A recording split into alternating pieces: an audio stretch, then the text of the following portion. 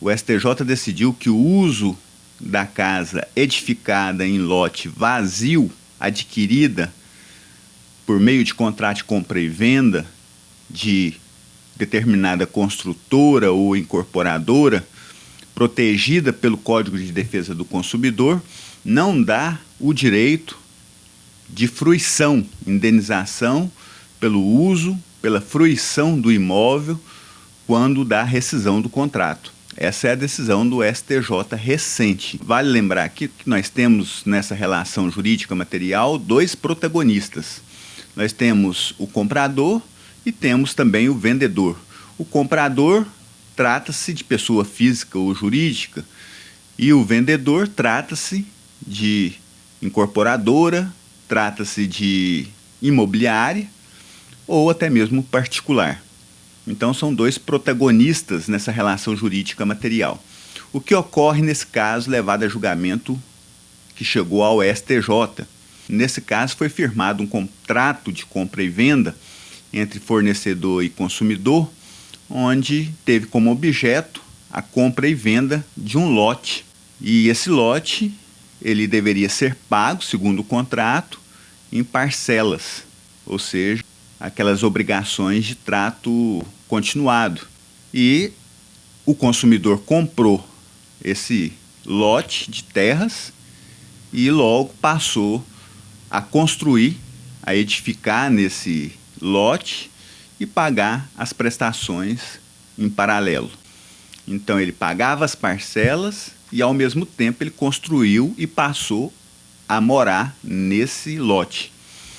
Mas com o passar do tempo houve um problema financeiro com esse consumidor e ele não conseguiu cumprir sua obrigação de pagar essas parcelas frente à fornecedora.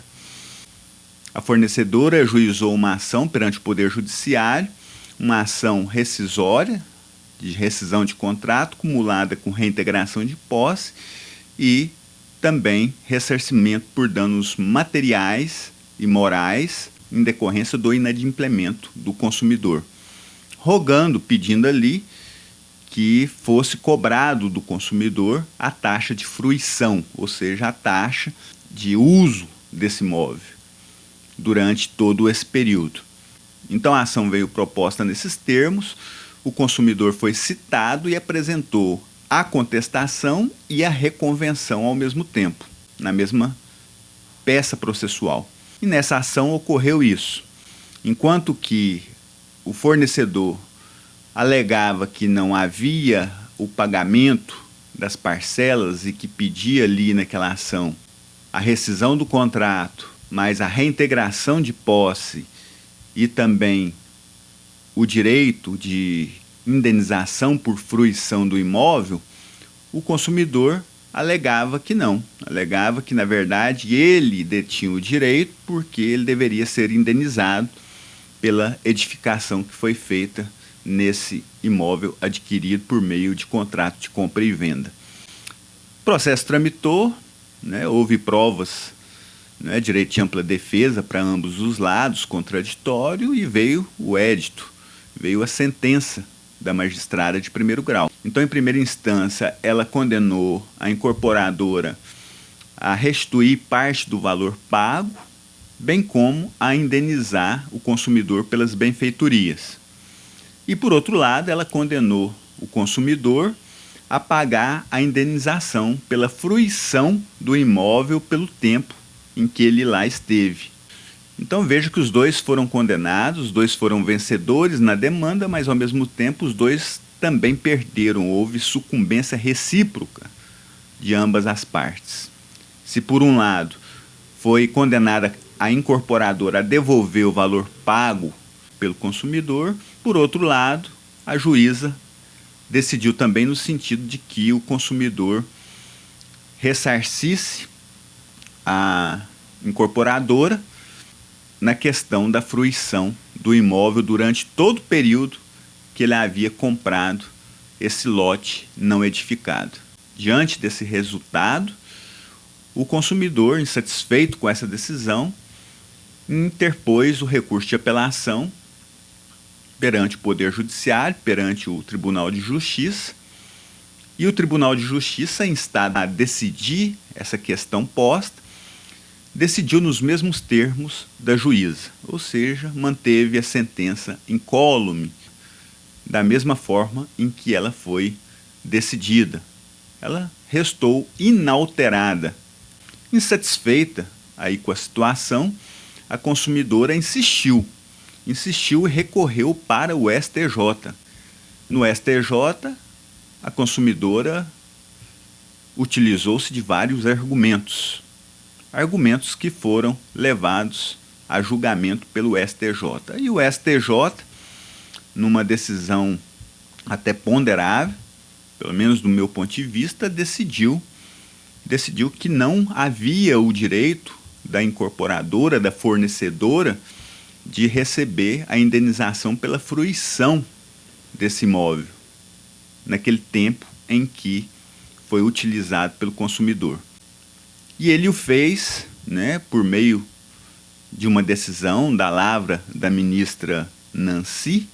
Ela julgou esse processo sob o fundamento de que não houve prejuízo para o fornecedor, porque ela estaria recebendo de volta o bem imóvel devidamente edificado. Então não havia prejuízo algum para essa fornecedora. Então o STJ decidiu dessa forma. Decidiu também sob o fundamento de que não houve má-fé por parte do consumidor, que na época da celebração do contrato não sabia que haveria problemas financeiros no futuro que viriam a comprometer o cumprimento desse contrato. E como fundamento também, a nobre ministra relatora do processo entendeu também que não houve proveito indevido por parte da consumidora, porquanto ela teria arcado pelas despesas da edificação. Segundo a ministra, ela sentou, por meio do colegiado, ela sentou o entendimento do STJ de que é indevida a taxa de fruição ou de ocupação após o desfazimento da promessa de compra e venda levada a efeito. Promessa de compra e venda, cujo objeto é a venda do lote edificado. Ressaltou também a nobre ministra que a construção não teve finalidade lucrativa. Foi uma construção levada a efeito para a moradia da consumidora. Então, essa foi a decisão do STJ. Uma decisão muito importante nesse momento, porque vem crescendo dia após dia inúmeras ações no Poder Judiciário versando sobre esse assunto, ou seja, compra de terreno não edificado e que passa a ser edificado pelo consumidor e que ele vem no futuro a descumprir o contrato que foi entabulado. Então essa é a questão posta em juízo, já decidida pelo STJ, e a celeuma já está resolvida. O STJ decidiu nesse sentido. Eu gostaria de saber a sua opinião sobre essa decisão do STJ, se no seu sentir foi uma decisão justa, se quem tinha o direito era a incorporadora ou se era a consumidora. Foi justa a decisão do STJ nesse sentido? Lembrando aqui mais uma vez que a decisão foi no sentido de não caber o direito de indenização por fruição do imóvel levado a efeito após a rescisão do contrato. Essa foi a tese firmada pelo STJ. O que eu acho interessante aqui nesse caso concreto é que a consumidora ela não saiu por aí detratando o Poder Judiciário em razão das decisões tomadas em primeiro e segundo grau de jurisdição. Não, ela simplesmente fez uso de recurso previsto em lei. Então ela valeu-se de instrumento hábil e não tomou uma atitude irresponsável de detratar a imagem, a figura da magistrada, a figura do Poder Judiciário, do Tribunal de Justiça desse estado, mas preferiu valer-se da via correta, que é a via recursal, chegando até o STJ. E veja que no STJ ela saiu vencedora nessa ação.